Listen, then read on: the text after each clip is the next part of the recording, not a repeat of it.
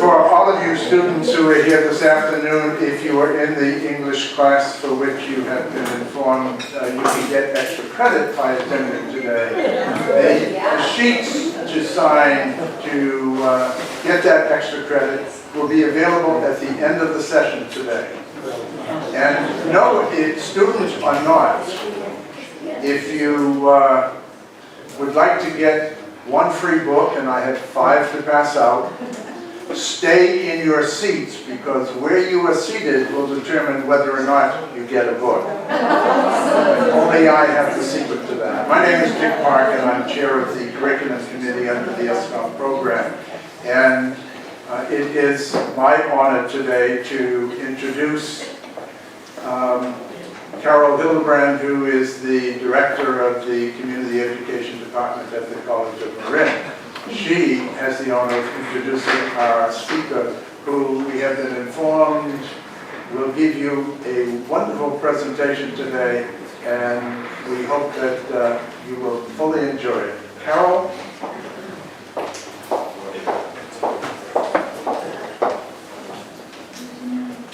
Good afternoon, everyone. I'm Carol Hildebrand. As Dick mentioned, I'm the Director of Community Education, Lifelong Learning, and International Education here at College of Marin. Welcome, everyone. I'm so happy to see such a good turnout for our first event this spring for the Friday Afternoon Authors Series.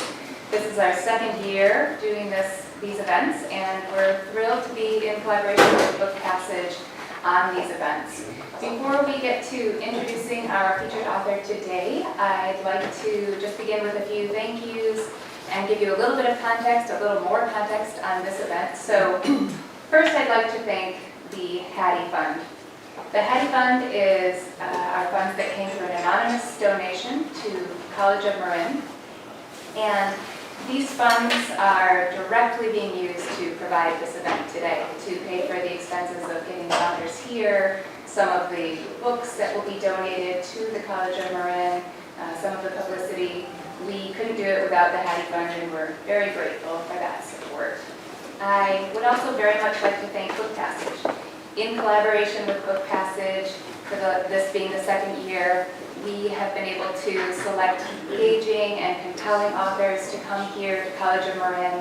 Many of these authors, we also have a second author in the audience with us today, Melissa Sistaro, who will be our second author at the next author series. But these are authors, Melissa and Joshua, who it's not easy to get folks who are as established as they are to come out and speak, and we feel just grateful that they're here today with us to share with us and to really bring our college together from many different segments to offer this as a free event. I'd also like to thank the library for welcoming us to this space, setting us up, and working so hard with Book Passage to put this event together. And finally, I'd like to thank the Emeritus Students College of Marin, otherwise known as SCOM. And this is a student organization that is designed to serve the needs of older adults in Marin who are dedicated to the principles of lifelong learning, personal growth, and quality of life. And SCOM works very closely with community education. Our department, we work together in partnership to provide a wide array of courses. Maybe you've seen many of them featured in here. Many of the SCOM courses that are featured here, SCOM also works very hard, all volunteers, to provide over 25 clubs and committees that members can serve on. And events such as this. We have this author series. We also have coming up in early April another event on campus here called Mini Medical School that will take place on 2 Saturdays in April. That's also funded by Hattie, and we hope you'll take a peek in our spring schedule that just came out. We have them available at the end, at the back of the room as well, and check out Mini Medical School as well as our classes. And specifically within SCOM, I want to thank the curriculum committee. This is, as I mentioned, a committee of volunteers. They've worked tirelessly. Dick Park, who introduced me, is very active on that committee. He and many others have put in hours to help this come together. It's been a pleasure to work with them, and just grateful for the role that they play in our campus community. In chatting with Dave Patterson, who here runs the library, I also learned that This series is a part of course, the Hattie Author Series. It's also a part of 2 other series. And so this is a part of the College of Marin Common Read as well. And that's a college-wide program that if you're a part of the College of Marin community, you know that we're all reading, or at least many of us are reading, Becoming Dr. Q, My Journey from Migrant Farm Worker to Brain Surgeon by Alfredo Quiñones Hinojosa. And as a college, we're reading that book and exploring the role of persistence in overcoming obstacles for all of us, but especially for students who are learning English as a second language. This is also a part of another series, which is Marin County's One Book, One Marin, and that's a county-wide program with a shared reading of The Martian. You may have heard of that in the theaters recently. And that book is a novel focusing on science and ingenuity. And so we feel very fortunate that Joshua Davis is here. If you know his book, Spare Parts, you know that it's a wonderful fit for parallels between both Dr. Q's book as well as The Martian. And we hope that through the presentation today, you'll hear more from Joshua on that. And so with that, at long last, I would like to, one more thing. I'd like to say, before you leave today, there will be evaluations that we have, and please offer us your feedback. We provide these events for you, for our college community, and to serve you, and also to communicate with our donors about how this is impacting you. So please offer us your feedback. We really want to hear from you, and the evaluations will be available after the event. And with that, I'd like to warmly welcome Joshua Davis, our featured author today. He is the author of Spare Parts, For Undocumented Teenagers, One Ugly Robot, and the Battle for the American Dream. Joshua is a contributing editor of Wired and co-founder of Epic Magazine. In 2014, he was nominated for a National Magazine Award for feature writing. And the movie Spare Parts is based on his reporting. He lives just down the road in San Francisco, and we are thrilled to have him here today with us. Welcome, Joshua.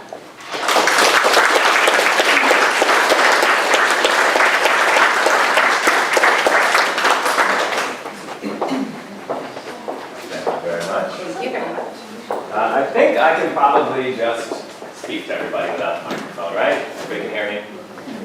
Well, as you heard, I have been a contributing editor at Wired for many, many years, and also a co-founder of Epic Magazine, which is a interesting journalistic experiment, which I can describe in a little bit. And over the course of my time at Wired, I've written a bunch of cover stories. Here are some of them. Everything from profiles of Elon Musk to the advent of man-made diamonds and the maturation of YouTube. But I guess what I want to give you an overview of here is a little bit of how I came to the story of Spare Parts. How many people have read the book, or seen the movie, or seen the documentary? So, some of you guys. So I'll describe, I guess, a little bit of the story, talk about maybe some of the themes and implications of the story. And then I'll back out to talk a little bit about journalism and what journalism can or cannot do. So I guess the place to start is how I found this story. So this is a story, just in a nutshell, for those of you who aren't familiar with it. It's about 4 young men who were all born in Mexico, who came across the border when they were very young. Their parents brought them over. They were undocumented. And they attended a school in West Phoenix called Carl Hayden Community High School, which traditionally has not been viewed as a great neighborhood. I believe, if I recall the number correctly, I think it's something in the vicinity of 70% of the student body receives free and reduced lunch. So that correlates roughly to 70% at or below the poverty line. And so this is a school where, in some respects, expectations are not high. And yet, these 4 students decided, with the help of the mentorship of 2 teachers, to build an underwater robot out of nothing. They had almost no budget. They had never done it before. They really had no idea what they were doing, and they had no business doing it. And yet they built this robot and decided to enter the National Underwater Robotics Competition. Again, having no business entering such an event. And they went up against the best collegiate teams in the country as high schoolers. You know, it's interesting, they had the choice of entering the high school division, but they were so sure that they were going to lose that they decided to enter the collegiate division, because then when they lost, they could at least say they lost to the colleges, right? And then they, you know, when they went home, they were like, hey, we lost to MIT, right? There's no shame in that. And so I'll get to more of that story in a second, but part of what's not in the book is the story of how I came to tell this story. The teachers had tried to get attention for this. They had sent a press release out to hundreds of journalists all over the country, and none of the journalists responded. I was the only one. And so, let me maybe explain a little bit of the background about why I responded, and even then it was a little bit tenuous for me. I almost deleted the email. But so, you know, I was, at the time that the events of this story occurred, which was 2004, I, from outside appearances, was an established national magazine reporter. But the truth is that I never intended to do that. I, in college, had studied economics, which is kind of a strange thing. I don't know if anybody here is studying economics. I studied macroeconomics. Like, microeconomics maybe makes sense, like you can learn something specifically about business. I studied macro, which meant I was kind of qualified at best to run a small European country. You know, like, I knew about interest rates and like central banks and all that stuff, which is useless in normal life. And when I graduated, I went on to make a series of particularly disastrous financial decisions for myself, and ended up in a state of pretty serious debt. And so I got a job at Pac Bell. For those of you who've been in Marin for a while, you'll remember Pacific Bell. It got subsumed by AT&T. But so I was at Pac Bell, and I got this job typing numbers into a computer. I was a data entry clerk. It was a terrible job. And the thing about the job, what was strange about it, was that when you would get your bill, you know, when everybody gets their phone bill, there's a box, and I think there still is, a box that you can check that indicates that you're below a certain income level and therefore qualify for a reduced phone fee. And then you would send your bill in with your check. This is like before automated payments. And seemingly it was before computers, because my job was to type your phone number in if you had checked this box. And so all day, I was just going from phone receipt to phone receipt to phone receipt, and it was maddening. And the weird thing about it was that if I typed your number, if you checked the box, and then I typed your number in wrong, the machine would beep at me, which suggested that it already knew the number. So if it already knew the number, then what the heck was I doing there, right? And it started to make me think that maybe this was a psychological experiment and not a job, right? And in fact, they were waiting to see how long it took before I went insane. Like, how long will a human being do something that is obviously totally useless? I did it for month after month after month. And so it was around this time that I saw a flyer, somewhat strangely, for the U.S. National Arm Wrestling Championship. And, you know, I was at a vulnerable moment in my life, and I felt like I, you know, just hadn't lived. I hadn't explored the world. And, you know, thank God it wasn't like an oil wrestling thing. I would have gone for that. It was arm wrestling. And I thought, you know what, it's on a weekend, it's in Laughlin, Nevada. don't know if anybody's been there. No need. I'm sorry if you like it. But I figured I'm gonna go. So I'm just gonna go look at it, be a fun, interesting experience. I'll attend, and I'll come back to my data entry job on Monday. So I drive down to Laughlin, and I get to the event, and the organizers, I just kind of say, well, hey, where do I sit? What do I have to pay for admission? There's no admission fee. They're like, actually, there's no admission fee, but if you pay $20, you can compete. And I was like, well, I've never arm wrestled. I wrestled my brother when we were probably 8 or 9, and I think he won.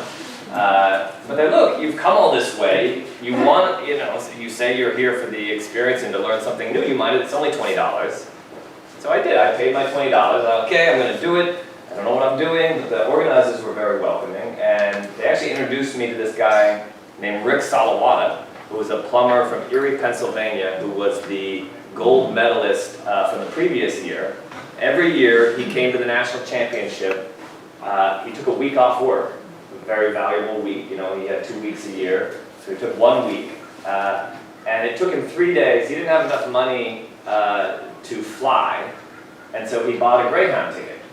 And he took the Greyhound 3 days to Laughlin, wrestled for a day, and then 3 days back. That's how much he loved arm wrestling. That's how important it was to him. And so they introduced me to him and said, Rick, why don't you give this guy some tips? And Rick was he was so excited to talk. This was the day of the year that he lived for. And to meet somebody who was interested in what he loved. And I was just captivated by his passion for this thing. And luckily, arm wrestling is a pretty straightforward sport. There's only 2 moves. So you can learn it really quickly. There's the inside move and the outside move. That's kind of it. We can talk about that more for anybody later who wants to talk about arm wrestling. And so I was like, okay, I got it. I got my 2 moves. And I go up, and it's a double elimination event. So you lose twice and you're out. And guess what? I lost twice. No big surprise.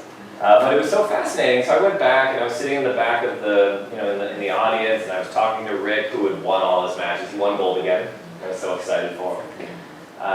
And I'm talking to Rick. I'm talking to Jeff Tomchasen, the heavyweight champion.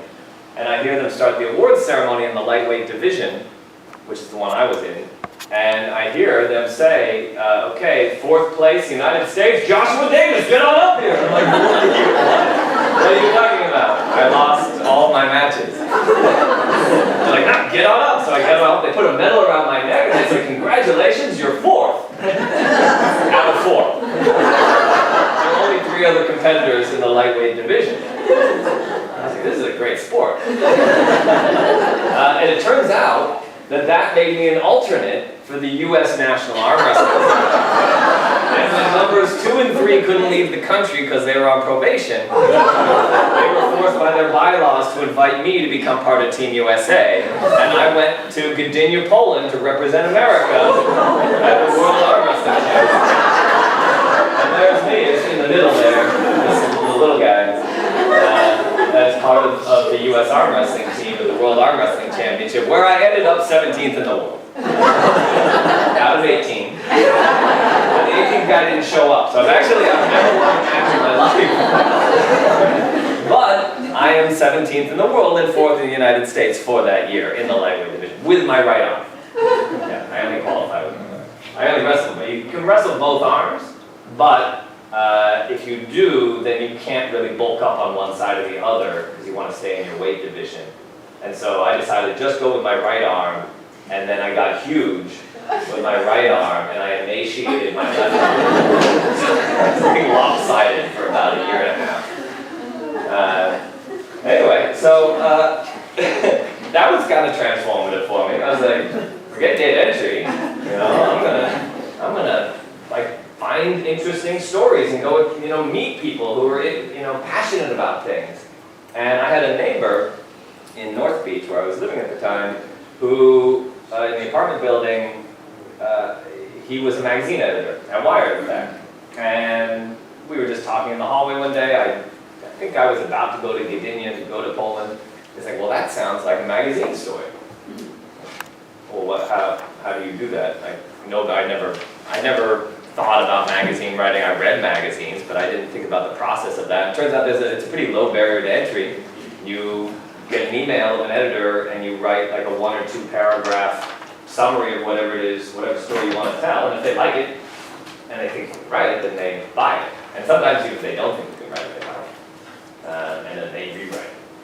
Anyway, so I sent it to a bunch of places, this like 2-paragraph summary of my experience, and Maxim, of all silly places, bought it. And all of a sudden, I was like, oh, I made money traveling around the world and having experience and learning about things that I'm genuinely interested in.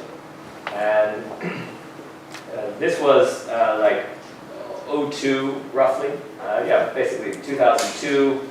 And so I started trying to write more and try to have more of these, do more of these kind of investigations of worlds that maybe people overlook, like arm wrestling. And in the run-up to the war in 03, I went to the editors of Wired, where I'd been writing small stuff for the magazine. And I said to them, hey, look, I'm interested in another kind of overlooked group, the Signal Brigade. So, going way back, military units have people who are in charge of communications, of course. And the Signal Brigade, back in the day, used to be the guys who run up on the tallest hill and put up a giant antenna, which made them one of the, it made it one of the most dangerous jobs in the military. You're basically putting a big target and waving it around, and that was the job. And so I was interested in, like, what does the Signal Brigade look like now at the dawn of the digital age? How does warfare change? How does warfare change when the battlefield is networked? And this was the first war of the digital era, and so that seemed like something that was worth looking at. And of course, Wired was going to cover this, because being the kind of the magazine of record of the digital era, this would be something that they would be all over. And so I said, look, why don't you let me just write a side column on your coverage? I know you've got a group of journalists covering the war. And they said, actually, we don't have anybody covering the war. We don't have anybody. This is the biggest event of the decade. You gotta do it. Why don't you send me? And they said, well, what are your qualifications? I said, well, I'm 4th place in the United States with my right arm. I'm 17th in the world. What more do you need? Because I didn't have any qualifications. But they didn't have anybody else, and so they sent me. And I ended up in Iraq as a war correspondent. And when I came back from the war, they put me on staff. And so suddenly, at that point, in between 03 and 04, I'd gone from a small-scale arm wrestler to now a national magazine reporter and war correspondent, pretty unintentionally. It certainly wasn't this master plan. It was just like, yeah, this is something I'm interested in, and following that, which is something, for the students who are here, I think that there's a sense when you look at adults who are deep into their career that they have plotted it all out very specifically. And I don't think that that's always the case, and it certainly wasn't the case for me. If you had told me when I was 21 that I was going to be a journalist, I'd be like, no way. I only imagined it as newspaper journalism, which I respected, but it didn't seem to me like a fit for me. Anyway, so here I was as a journalist, and so I started getting press releases from all sorts of people. I was getting them from cell phone manufacturers and software companies, and they were really, really boring. They were terrible. It's like one of the downsides of being a journalist. You just get flooded with like stupid stuff. And so you just get, this before spam filters, just praying delete all the time. And that was when I got this email from this group of roboticists, junior roboticists, self-proclaimed roboticists in West Phoenix. And it was a note from them saying that it was very hard to read, first of all. The first thing I noticed was that it was very much, It was very different than any other press release I had gotten because it was full of typos. There was misspellings. It had like line breaks. There would be a sentence, and it would be one word on a line, and then a line break, and then 20 words, and then 3 words. And I was like, what is this? And something about high school that has had some kind of success building underwater. I don't know. And so I didn't delete it at first, but I didn't do anything about it. I sat on it for about a month. I got it in October of 2004. And it wasn't, I don't think, until December that I couldn't forget about it, so I called. There was a number. And I called the school, and I got through to Freddie Lajvardi, who was one of the 2 teachers who had sponsored the team. And Freddie was like, oh my God, somebody called. And he said that I think he had sent it out to over 200 journalists. And there was one local guy who had done a local piece on public television. But then there was just deafening silence for the rest of the country. And so he's like, oh my God, are you a real journalist? I was like, I think I am. And he explained the story that Carl Hayden, as I mentioned at the beginning, is this school that has a bad rap. It's not actually the case that it's unknown. It's actually pretty well known to residents of Phoenix. It's known as the school where there are fights. And the reason that it's known is because when there is a fight, the news crews show up.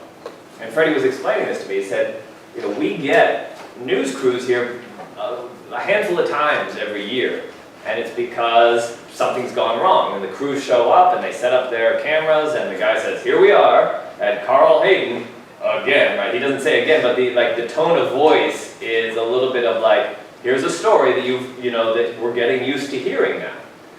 And Freddie was very upset by that. He felt like they were only conveying one specific story about a broad group of people. And as a result of communicating that one story to the city at large, let alone the state or the country, that people were forming impressions, naturally, right? If you turn on the TV, and the only thing you ever see is that there's a fight at Carl Hayden, you're going to be like, those criminals, right? That's your reaction, because that's what you're being told. And Freddie was like, no, that's not accurate. There are an extraordinary group of talented kids here who are doing amazing things, like building robots.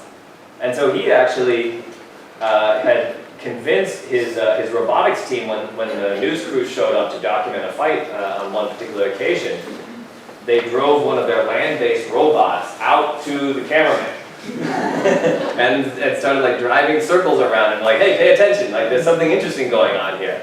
And he was focused, like talking about the fight, and eventually they drove it into his foot to try to get him to pay attention, and went up to him and said, why don't you finish doing whatever you're doing, but can we tell you about our robot? And he's like, that's not the story I was sent here to tell. And when Freddie told me that, I was like, okay. I'll come. And I got on a plane in January of '05, and this is what I found. The ugliest robot you can imagine. Like, I just took like 3 days out of my week to come look at this. It's made out of PVC pipe and garbage. Literally garbage. On the lower right corner you can see some of the garbage. It did not impress me. They named the robot Stinky because it smelled so bad when they glued it together. They had built this thing that, to the untrained eye, my untrained eye, it looks like nothing. But as I started to talk to them, it was a little bit like talking to Rick Salawada. Because you think, okay, arm wrestling, simple, like 2 moves, right? How complicated could it be? Rick Salawada's devoted his life to it. He can tell you like the smallest nuance about what happens when you ripple your finger that way, or what happens when you put some back pressure on, right? There are worlds within worlds for people who are passionate about it. And that's actually where I think mastery comes from, and that's where New Horizons come from. And this was something like that. This is the inside of this robot. It has an extraordinarily complex brain, an extraordinarily complex construction, that in fact, you know, the PVC piping that it's built with was not just a decision based on the fact that they had no budget and PVC pipe is cheap, but also, you know, the competitors wouldn't necessarily consider it almost because it was cheap, right? The competitors were like, we need the most expensive, the fanciest, the highest tech materials we can possibly buy. These guys said, you know, they probably would have made the same mistake had they had the money. Given that they didn't have the money, they had to figure out, okay, what can we do with what we have? And they said, well, PVC pipe, when you glue it together, traps a certain amount of air and therefore provides a certain amount of buoyancy that allows the robot to float, which is something that you want, and then you put weights on it to allow it to sink. You need a robot that floats, otherwise you're never going to get it back to the surface. And it can also be watertight, and it's also very durable. So it has all these things that actually recommend it as a material to build a robot. So I started to pay more attention to what these guys were talking about. And in particular, I started paying attention to the team that had built it. There's Freddie on the far right. The other adult is Alan Cameron. And then you have these four guys, each of whom came to the project from very different places. On the far left, you'll see Oscar Vasquez. And Oscar had come to the US and wanted, very early on when he got to Carl Hayden had an ROTC program, JROTC, and he wanted to join the military. And so he went into the ROTC program and excelled. He was one of the best cadets the program has seen in its roughly 25-year history. I spoke to the Major Goins, who led the team for much of that time, and he said, from my entire career leading the ROTC team, Oscar is the most memorable student I've ever had. This is a guy who just excels. He was Cadet of the Year. He was the leader of the adventure, basically they call it the adventure team, and they went around climbing ropes and scaling mountains and doing, you know, really pretty aggressive explorations. The problem that Oscar discovered when he was a junior was that because of his Mexican citizenship, he couldn't actually enlist in the US military. And when he found that out, the 3 years of work that he had put into becoming the Cadet of the Year and the top student that the program had ever seen was all for naught. And in fact, he knew to some extent that this would be a problem, but he felt that if he was the best, if he became Cadet of the Year, if he became the best cadet the program had ever seen, he could overcome those problems. And yet he wasn't able to. And so when senior year came along and he couldn't enlist in the military, he went looking for another team to lead. And these two teachers had announced that they were going to form this after-school robotics program, and Oscar said, sign me up, you know, I'm looking for a new team. On the far right, the kid on the far right is Christian Arcega. And Christian was the school's resident nerd at the time. He was the top student in the school. He had grown up taking apart any kind of electronics he could get his hands on, and he had basically dreamed from a young age of finding a robotics team. And so when these two teachers said, guess what, we're forming a robotics team, Christian was right there. To his left, the guy with long hair is Lorenzo Santillan. And Lorenzo had gotten into trouble. He was a member of a gang and had decided that that was not the life that he wanted. He didn't see it ending well for him. And so he had gotten out of the gang and was, again, looking for a group that he could be part of. And he came to the team having worked on cars in his family's driveway for many years. And so he had this intuitive sense of mechanics and how to build things, how to take things apart, how to reassemble them, all doing it with almost no budget and repairing things with no budget. And so he became one of the most instrumental members of the team. On his left, in between Oscar and Lorenzo, the big guy, that's Luis. And they recruited Luis in part because the robot was quite heavy. And they needed somebody to pick it up. Luis didn't really say that much through high school. It took me a long time to get to know him. But he, in many ways, was the kind of bedrock of the team. So this is them.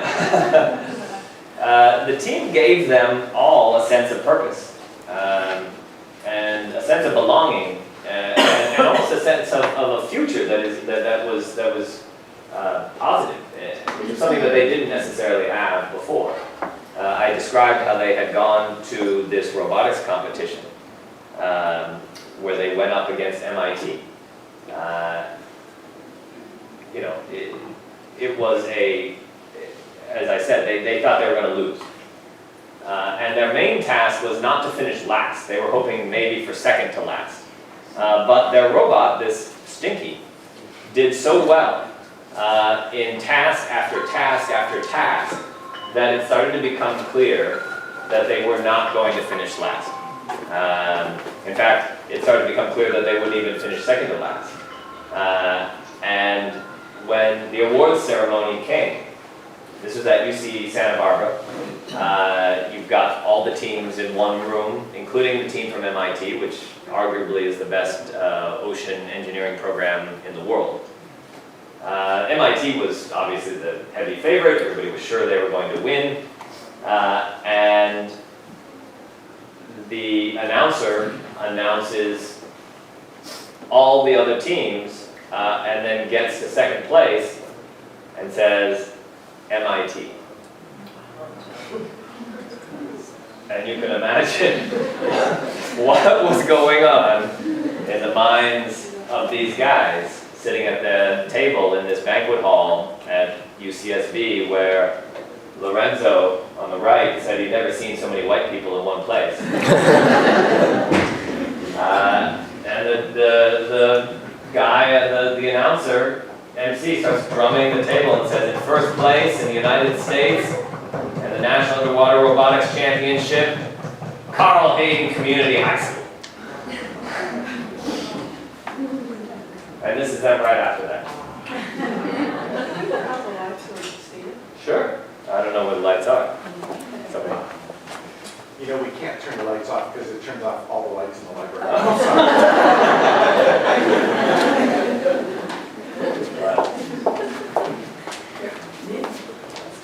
So it was a very emotional moment for these guys that they had proven themselves as high schoolers to be among the best underwater engineers in the country.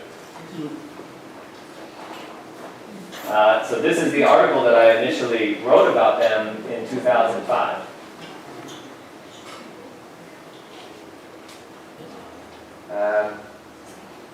How 4 underdogs from the mean streets of Phoenix took on the best from MIT in the National Underwater Bot Championship. I mean, part of what's so amazing about what these guys did is they are from Phoenix, the middle of the desert. They didn't even have a swimming pool at their high school. They didn't have a place to practice. They had to go across town and ask and talk with a scuba training school and ask to borrow the scuba training school's pool. There were so many things against them. And part of, I guess, maybe tying it back to where I started, is part of what resonated for me was that I felt a little bit of kinship in that sense of like putting yourself out there when you probably shouldn't, right? Like I probably shouldn't have gone and arm wrestled, right? I had no justification for doing it, and I think too, even with Rick Salawata, like he goes through his day-to-day life, and people maybe say arm wrestling. What's that? Like I didn't even know that was a sport, right? Or it's still a sport, like. And yet, these guys did it because they didn't almost know any better. But at any point, they could have said, "Look, we're in over our heads," right? At any point, they could have said, there were a series of challenges that they faced along the way. The night before the competition, the robots they completely malfunctioned, and they could have just thrown their hands up and said, "There's no way," But they kept going, and that led to their success and opened up a whole series of doors for them that wouldn't have opened otherwise. It's not to say, however, that it was easy going. When I wrote this article, Christian and Lorenzo were still in school. Luis and Oscar had graduated and had trouble finding work. In particular, Oscar, the guy who had been in ROTC, was putting up drywall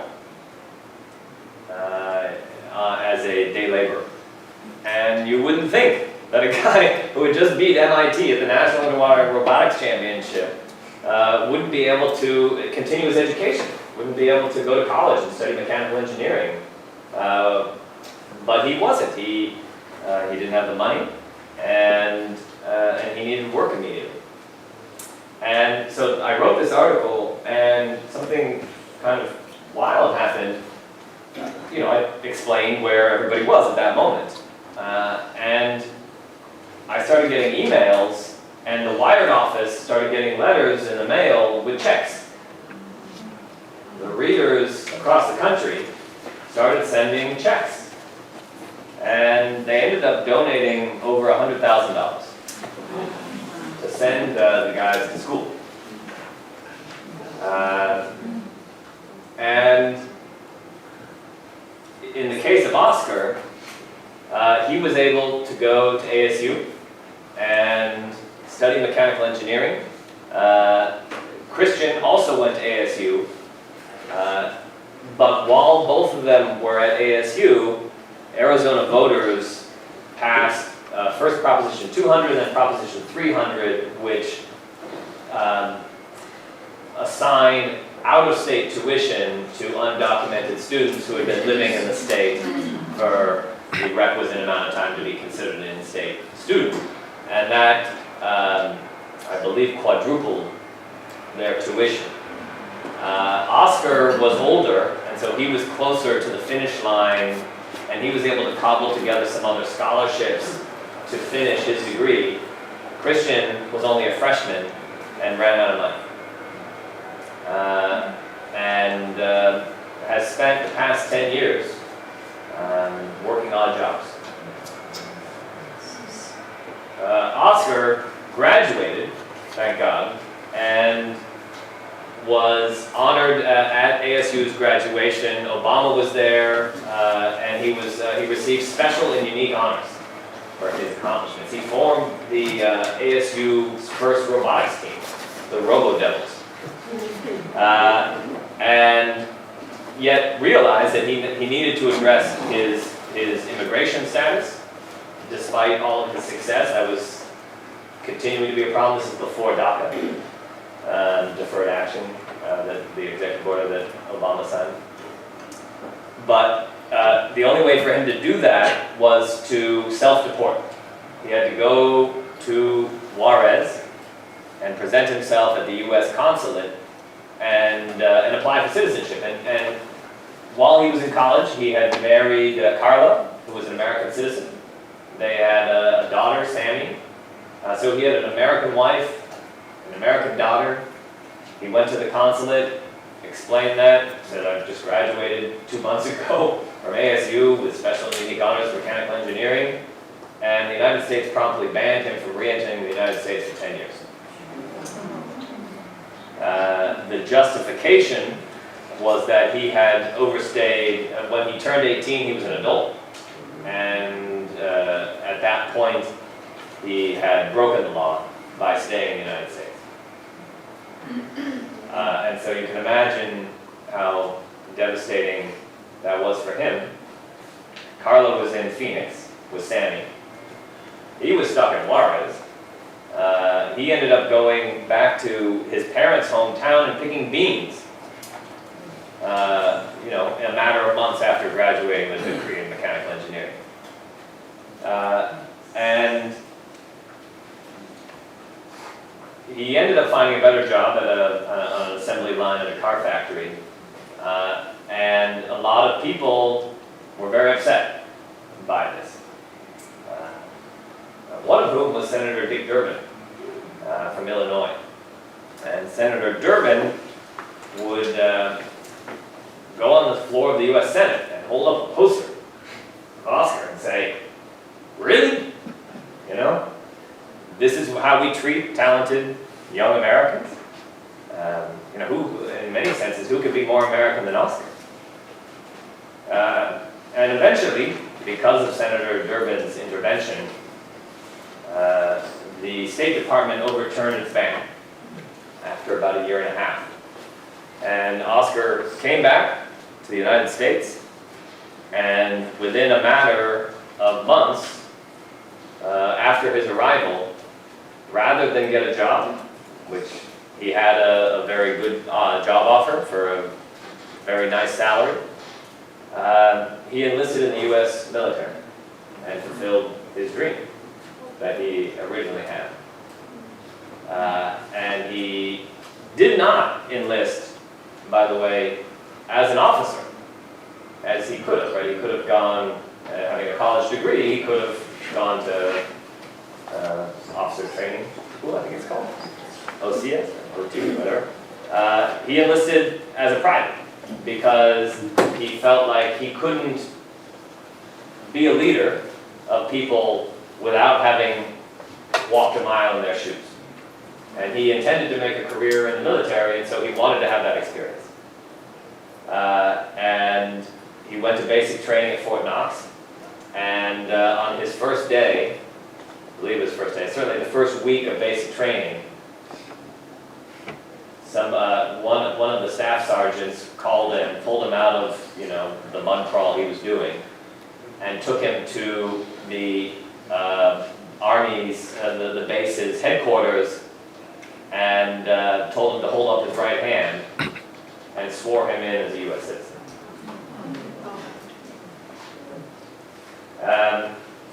And he was deployed to Afghanistan, where he served a tour of duty in combat, and thank God he survived.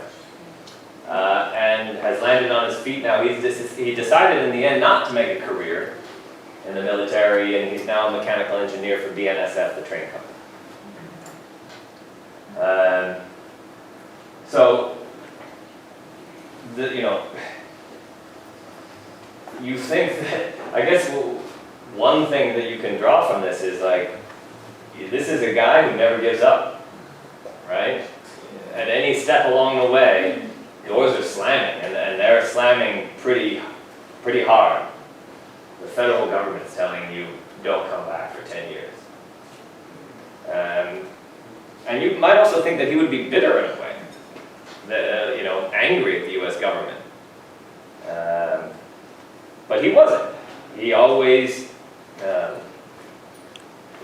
felt connected to the idea of America and the promise of America. And so when I wrote that article, that was 10 years ago, or maybe even 11 years now, and so all of this stuff had happened since I wrote the article, and that's why I wrote the book. Because I felt like that was almost just the beginning of the story, right? Winning the competition was just the beginning for them. I mean, look, they were anywhere from 16 to 18 years old when that happened. And so what happened after? And I had stayed in close touch with them all these years. I would go see them every year, or they would come see me. When Oscar came back from Mexico, I went to go see him. I went to see him when he got back from Afghanistan. Here's them more recently, next to the Liberty Bell in Philadelphia. So that's kind of an overview of the story. There's all sorts of other things we could talk about, but I feel like I've talked for a while. So thank you. I'm happy to answer any questions anybody has and go deeper into arm wrestling, journalism, immigration policy, anything that anybody wants to talk about. I'm happy to answer any questions. Could you give us a quick review of the other three participants? Sure. Christian on the far right here struggled for much of the past decade to try to go back to college. That was his dream. He worked at Home Depot for a little while. For much of the time, he continued to build things. He was always a builder. Every time I go see him, he had like transformed his room into a mad scientist laboratory. He had like this uric acid. He had a 5-gallon jug of uric acid. It's some kind of thing you use to etch a motherboard with. I think that's what it is. Anyway, I was like, it's like all these warning signs. Why is that underneath your bed? And so, but he still struggled financially. And recently, I would say sometime last summer, I got a note from a reader of the book who offered to underwrite Christian's college education. And so Christian is now matriculated at Western Michigan University and is majoring in mechanical engineering. Oscar, you see him to the left of Christian. Luis and Lorenzo, the initial scholarship money that came from Wired readers, for both of them, they were both very interested in cooking and being chefs. Lorenzo in particular talks about how his mechanical engineering talents can be applied to cooking and constructing new flavors. Which is, maybe it was a little bit prescient because you hear all of this talk about molecular gastronomy. Anyway, so the two of them went to cooking school and have now started their own catering company together that they have named neither here nor there.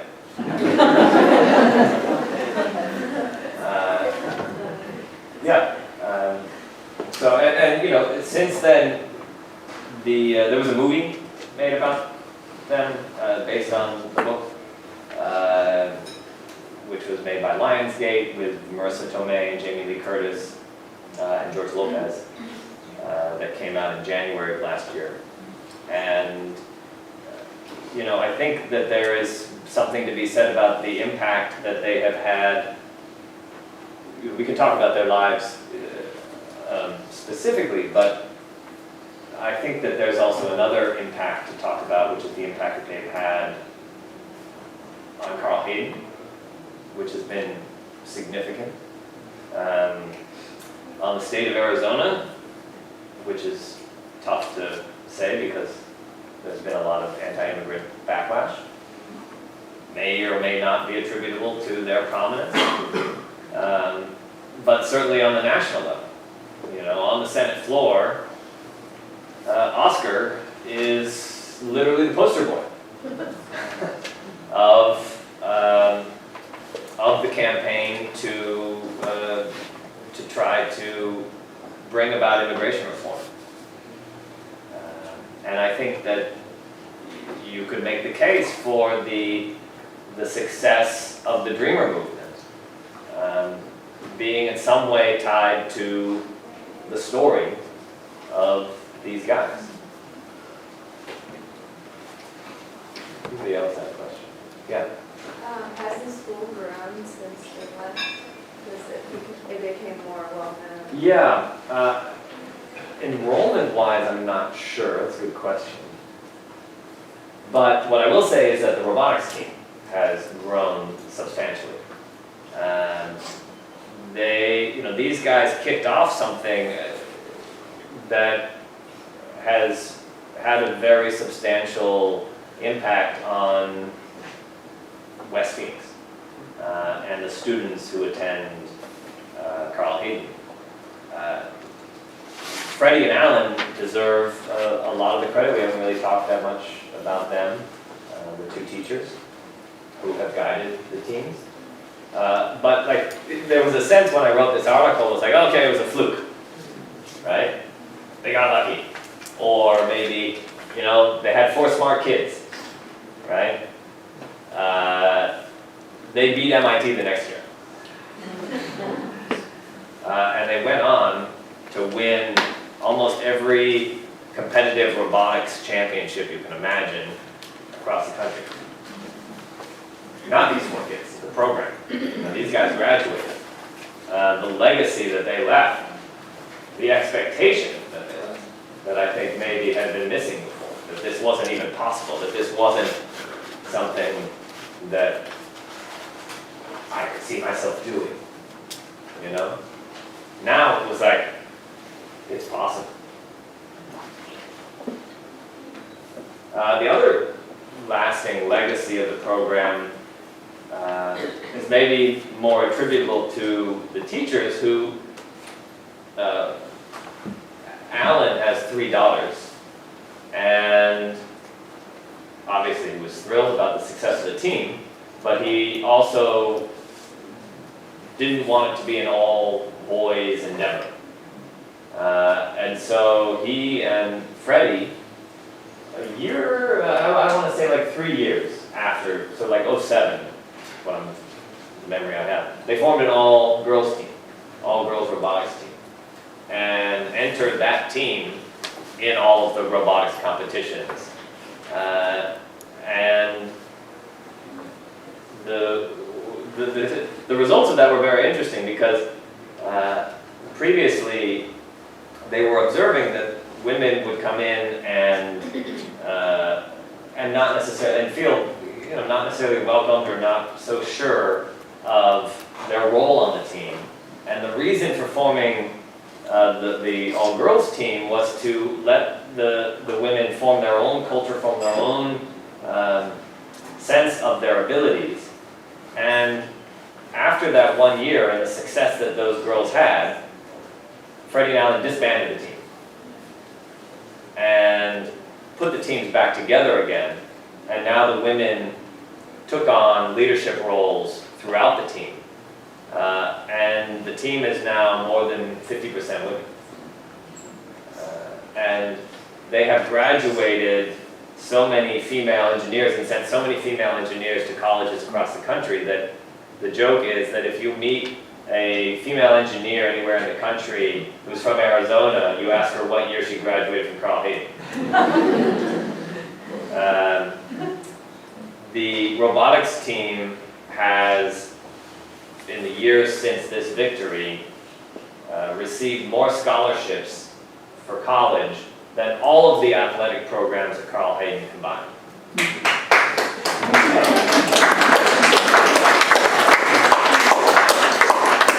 So they've left a powerful legacy.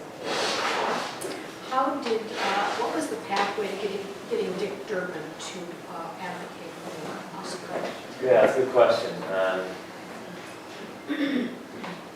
What I understand of it is that there was a supporter of the team, Marcos Garcia Costa, who worked at Intel, who had donated to the team. And his wife was involved in like local Phoenix politics, and somehow knew somebody in Durbin's office, and it's kind of just trickled its way up to a staffer. And then the staffer brought it before Durbin. So that's, it was not direct, yeah. It had nothing to do with me. Yeah. What are you doing now? Well, let's see. So I worked on this project. I started this magazine called Epic that we go out and we find stories that have been overlooked and are worth telling. And so me and my co-founder Josh Behrman, he found this story about the Iranian hostage crisis, the CIA's effort, and we were able to turn it into this movie. And so we formed Epic, this project that we try to like steer away from the current pressure in journalism to publish more. You see that a lot in general with all these sites, BuzzFeed and Huffington Post. It's just like, if you don't publish 30 articles a day, you're not in it, right? But that volume of publishing and that volume of effort, that volume of stories is not conducive to doing what I like to do and what we like to do at Epics, which is go hang out with people and, you know, spend time with Rick Salawata and understand why he loves it. You know, like, that's to me what all is meaning. And I believe that there's an audience for whom that is meaningful as well. And so Epic seeks to publish 6 stories a year.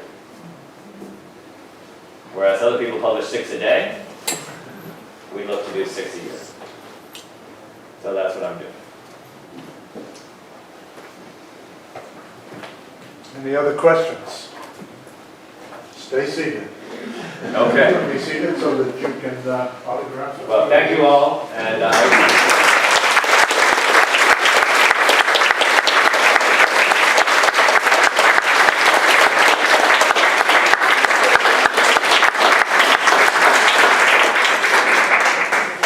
You have to stay seated so that I can make sure that someone is in the seats that we pre-selected. You will get a free book that Joshua will sign for you. You didn't leave, you have a pen. Wonderful. If you are in, we go up the middle, we go to the left side, we go to the 1, 2, 3rd row, we go into the one seat that no one is sitting in. All right. We're going to move one over, and you get a free book. All right.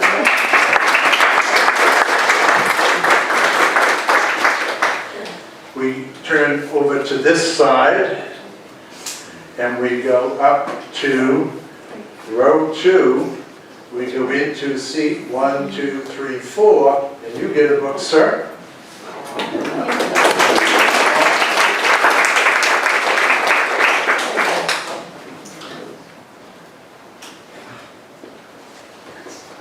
We go back to the left side. We go to row 1, and there's only one person sitting there, so you get a book.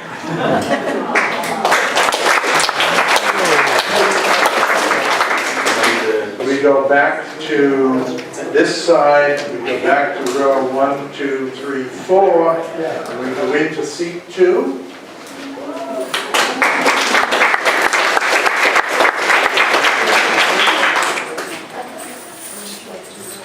And lo and behold, we jump all the way over to the soft chairs and we go to seat 1, 2, 3. Would you come up